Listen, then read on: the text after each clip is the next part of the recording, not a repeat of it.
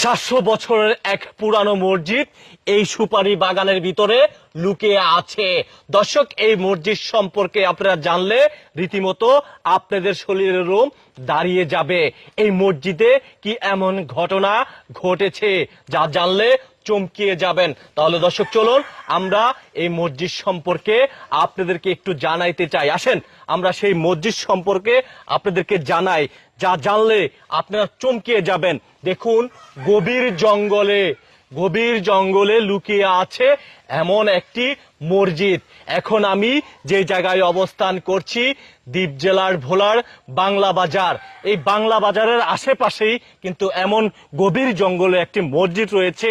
এই মসজিদটি সম্পর্কে কিন্তু যারা ভোলাবাসী রয়েছেন তারাই কিন্তু জানে না। তবে এই মসজিদটি নিয়েই এলাকার মানুষের মুখে কৌতূহল জেগেছে যে আসলে এই মসজিদ সম্পর্কে মানুষ কতটা কি বলছে। দর্শক, চলুন আমরা এই মসজিদ সম্পর্কে আপনাদেরকে একটু জানাই। এই মসজিদ নিয়ে কি এমন ঘটনা ঘটেছে, হয়তো আপনারা চমকিয়ে যাবেন। তাহলে আমি আপনাদেরকে সেই ঘটনার বর্ণনা দিতে চাই। এই সেই মসজিদ, সেই ঘটনাটি কি ঘটেছিল। এই মসজিদের ভিতরে ঢুকেছিল এক কবিরাজ।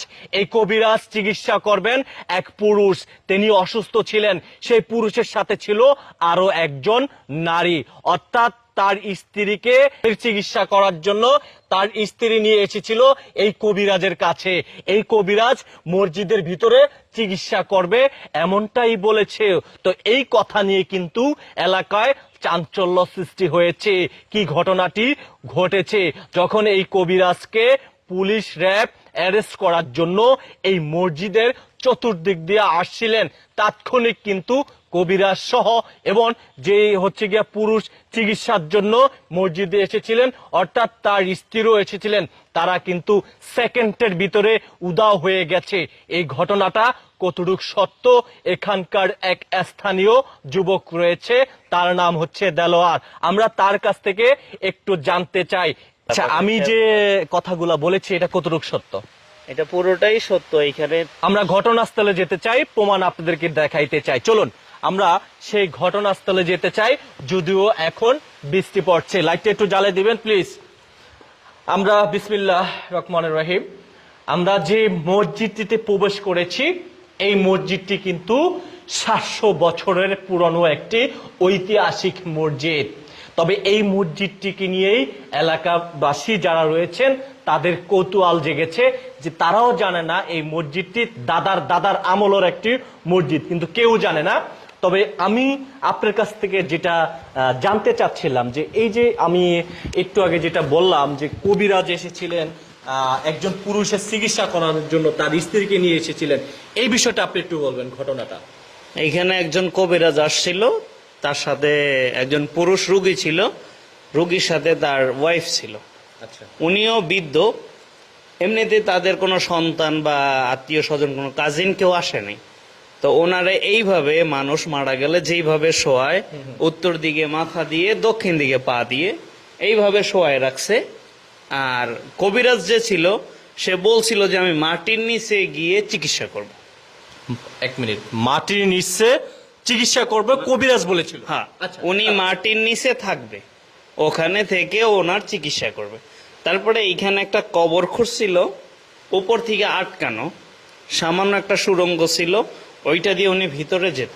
আচ্ছা, ওইটা ওপেন ছিল না কবর। তো উনি ওইখানে পরে এইটা করার পরে এলাকার মানুষ এসে জিজ্ঞেস করছিল এটা কেন করছো। সে বলছিল যে আমি এইখানে বসে, যেহেতু ওনার ওয়াইফ সাথে, আমি এর ভিতরে বসে বা যেভাবেই হোক ওখান থেকে তার চিকিৎসা করবো। আচ্ছা, মানুষও সরল সোজা ছিল, ওকে ফাইন, ঠিক আছে করো। তারপর থেকে উনি কি করলো না করলো, তার মাস 1.5 থেকে 2-3 মাস। দেলোয়ার ভাই, এখানে একটু থামাচ্ছি। এই ঘটনাটি আপনার আজ থেকে কত বছর আগে, আপনি যে ঘটনার বর্ণনা বলছেন? আজ থেকে সম্ভবত 8 থেকে 10 বছর আগের কথা। 8 থেকে 10 বছরের ভিতরে আমরা ঢুকে যাই, এরকম হতে পারে। ওকে ফাইন, তারপরে কি হলো?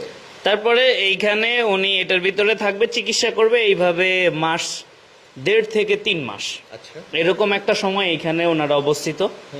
এইখানে খাচ্ছে যাচ্ছে, কিন্তু রান্না বান্নার সুযোগটা এখানে ছিল না। ওকে, রান্না বান্নার সুযোগটা ছিল না। এটা তো আল্লাহর একটি ঘর, এখানে তো রান্না হ্যাঁ, করা কোনো possible না। কিভাবে খাচ্ছে কি করছে সেটা তাদের বিষয়। তারপরেই আপনার এমন একটা দিন আসলো, কেউ কিছু জানতো না, কোনো একটা সূত্র ধরে কিছু আইন শৃঙ্খলা বাহিনী চলে আসলো, ওকে, চারদিক থেকে আসলো, আসার পরে তাদের কাউরেই খুঁজে পাওয়া যায়নি। হঠাৎ উদাও। সম্ভবত তারা ওই ইনফরমেশনটা পেয়েছিল যে আইন শৃঙ্খলা বাহিনী আসতেছে বা আসবে। আচ্ছা, তারপরে তাদের আর খোঁজ খবর ছিল না, তাদেরকে পাওয়াও যায়নি। লাস্ট আইন শৃঙ্খলা বাহিনী এখানে একটা কবর ছিল, এইটারে ওপেন করছে, কি কি দেখলো না দেখলো তাদের সামনে তো আর আমরা আসতে পারিনি, আমাদের দূরেই রেখেছিল যে কেউ ভিতরে আসবেন না বা এটার কাছাকাছি কেউ আসবেন না। ওকে, যখন ওনারা চলে গেল, আমার বাবা কি বলছে তার সাথে আমি সঠিক জানি না, কারণ আমার আব্বু ভোলা জজ করে মহরির চাকরি করে, তো তাদের সাথে হয়তো বা কিছু কথা বলতেই পারে। ওকে, তো তারা যাওয়ার পরে আমরা আবার গ্রামের মানুষ, মহিলা পুরুষ বাচ্চা কাচ্চা সবাই এসে এটা আপনার এটারে করতেছিলাম, যে পরিচর্যা করতেছিলাম, ময়লা আবর্জনা বা এটা সেটা। তো আমার এক পাশের ঘরে আমার আপন কাকি, সে তার মাজায় রশি বেঁধে এই গর্তের ভিতরে নামাইছিল একটা হাতে টর্চ লাইট দিয়ে, যে দেখো ভিতরে কি আছে। মানে বাড়ির আম্মা সহ চাচিরা সবাই ছিল এখানে।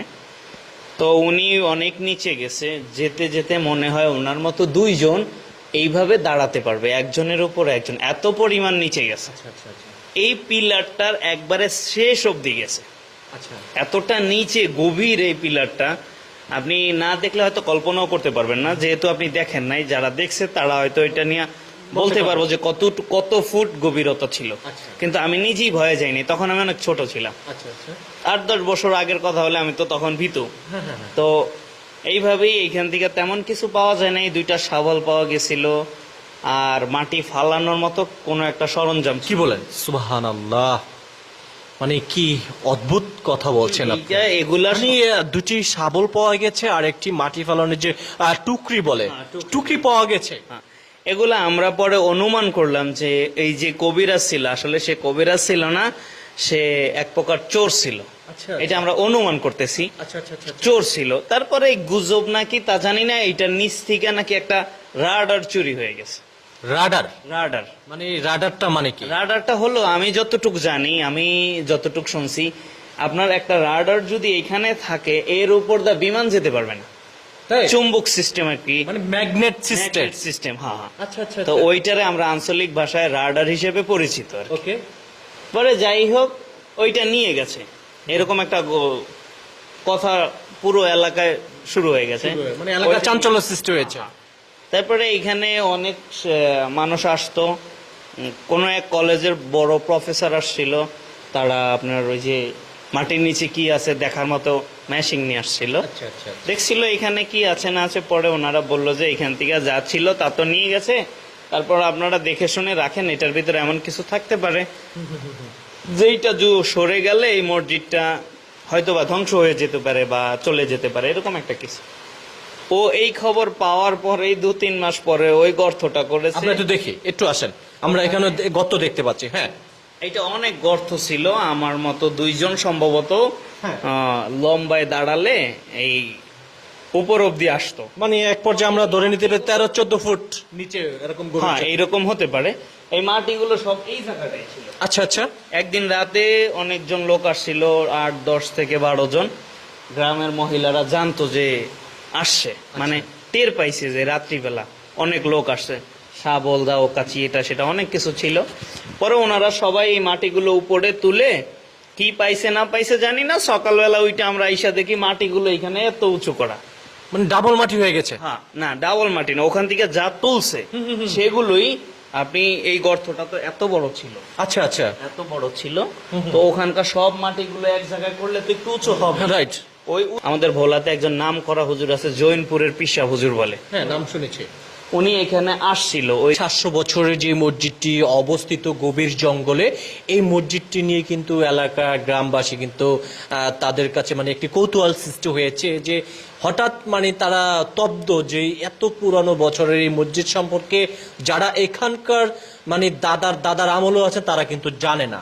এটা না জানার প্রথম কারণ হলো যে আপনার এই যে এখন ফাঁকা জায়গাগুলো দেখতেছেন, বাগান, সুপারি গাছ, এটা সেটা, একটা সময় ওই বাড়িতে একজন অপরিচিত মানুষ, কাজী বাড়ি যেটা আমি একবারে সামনের যে বাড়িটা, ওই বাড়ি থেকে এইদিকে আসার আগে অনেকবার ভাবতো আমি এখান থেকে গেলে কি আবার সুস্থ আসতে পারবো না। আচ্ছা, দূরের এলাকার মানুষ, কি কারণে, এগুলো এত পরিমাণ জঙ্গল ছিল। আপনি যে সাংবাদিক, আপনি ঢাকা থেকে আসছেন, মনে অনেক সাহস, আপনারা অনেক ক্রাইম স্পটে যান, আপনাদের অনেক সাহস। আপনি চিন্তা করেন, এখন আপনি আসছেন, আরো 20 বছর আগে কেন আসেন নাই? আপনি জানেন নাই, বা এটা নিয়ে আপনি এত আগ্রহ ছিল না, বা যখন আপনি একটা কাজে ঢুকছেন তখন আপনার ভয়ও কাজ করছিল, ধীরে ধীরে ভয়টা চলে গেছে, right. এরকম না? তো এইখানে এক এক সময় যারা সাংবাদিক ছিল তারা ভয়েই আসে না, আমার মনে হয়, মানে এটা আমি ফিল করি যে মনে হয় ভয়েই আসে না। যদি ভয়ে আসতো তাহলে এই মসজিদটা আরো 100 বছর আগে বের হয়ে যেত। 100 বছর আগে টিভি ছিল, হ্যাঁ, বিটিভি ছিল, অবশ্যই। রেকর্ডার ছিল, ট্যাপ রেকর্ডার ছিল, সিডি ছিল, ডিভিডি ছিল, তখন হয়নি কেন? তারা এইটা নিয়ে এইরকম কিছু অমায়িক জিনিস খুঁজেই নেয়, তারা তখন সামনে যেটা ছিল সেইটা নিয়েই প্রচার করে প্রচার করছে। এখন এই জিনিসটা যখন ওই